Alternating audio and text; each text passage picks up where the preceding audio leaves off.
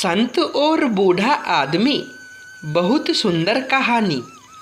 एक लड़की ने एक संत जी को बताया कि मेरे पिता बहुत बीमार हैं और अपने पलंग से उठ भी नहीं सकते। क्या आप उनसे मिलने हमारे घर पर आ सकते हैं? संत जी ने कहा, हाँ बेटी, मैं ज़रूर जाऊंगा। संत जब उनसे मिलने उसके घर पर गए तो देखा कि एक बूढ़ा और बीमार आदमी पलंग पर दो तकियों पर सिर रखकर लेटा हुआ है, लेकिन एक खाली कुर्सी उसके पलंग के सामने पड़ी थी। संत जी ने उस बूढ़े और बीमार आदमी से पूछा कि मुझे लगता है कि शायद आप मेरे ही आने की उम्मीद कर रहे थे। उस वृद्ध आदमी ने कहा, जी नहीं, आप कौन हैं? संत जी ने अपना परिचय दिया और फिर कहा, मुझे ये खाली कुर्सी देखकर लगा कि आपको मेरे आने का आभास हो गया है। वो आदमी बोला, संत जी, अगर आपको बुरा न लगे तो कृपया मेरे कमरे का दरवाज़ा बंद कर दीजिए। संत जी को थोड़ी हैरानी तो हुई, फिर भी संत जी ने दरवाज़ा बंद कर दिया। वो बीमार आदमी बोला कि दरअसल इस खाली कुर्सी का राज मैंने आज तक भी किसी को नहीं बताया, अपनी बेटी को भी नहीं।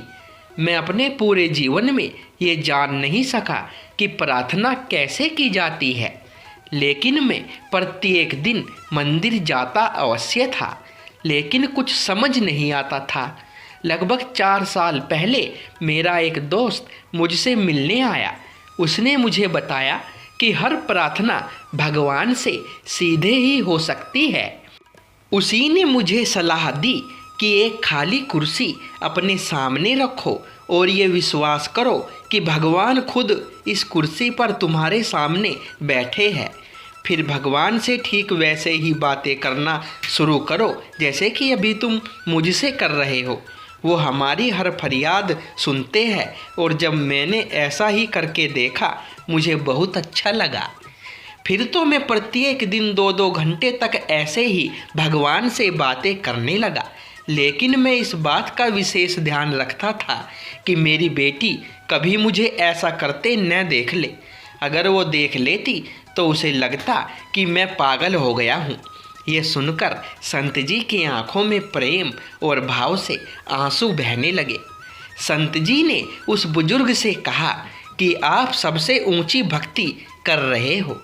फिर उस बीमार आदमी के सिर पर हाथ रखा और कहा, अपनी सच्ची प्रेम भक्ति को जारी रखो।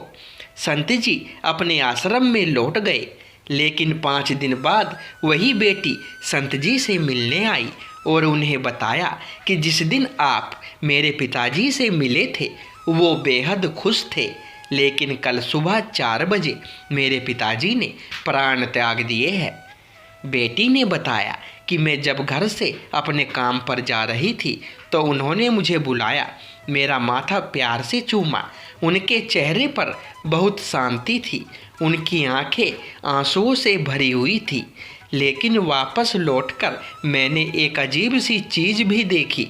वो ऐसी मुद्रा में अपने बिस्तर पर बैठे थे जैसे खाली कुर्सी पर उन्होंने किसी की गोद में अपना सिर झुका रखा हो, जबकि कुर्सी तो हमेशा की तरह खाली थी।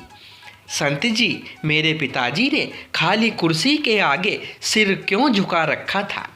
बेटी से पिता का ये हाल सुनकर संत जी फूट फूट कर रोने लगे और मालिक के आगे फरियाद करने लगे, हे मालिक, मैं भी जब इस दुनिया से जाऊं तो ऐसे ही जाऊं, मुझ पर भी ऐसी ही कृपा करना। यदि हम भी इसी तरह अपने इष्ट देव की गोद में बैठकर यहाँ से जाना चाहते हैं तो प्रत्येक पल आप अपने इष्ट देव की उपस्थिति को हर जगह महसूस करेंगे। एक दिन हमारी अवस्था भी अवश्य बदलेगी। दोस्तों, कहानी अच्छी लगी हो तो वीडियो को एक लाइक अवश्य करें और चैनल को सब्सक्राइब करें। धन्यवाद दोस्तों।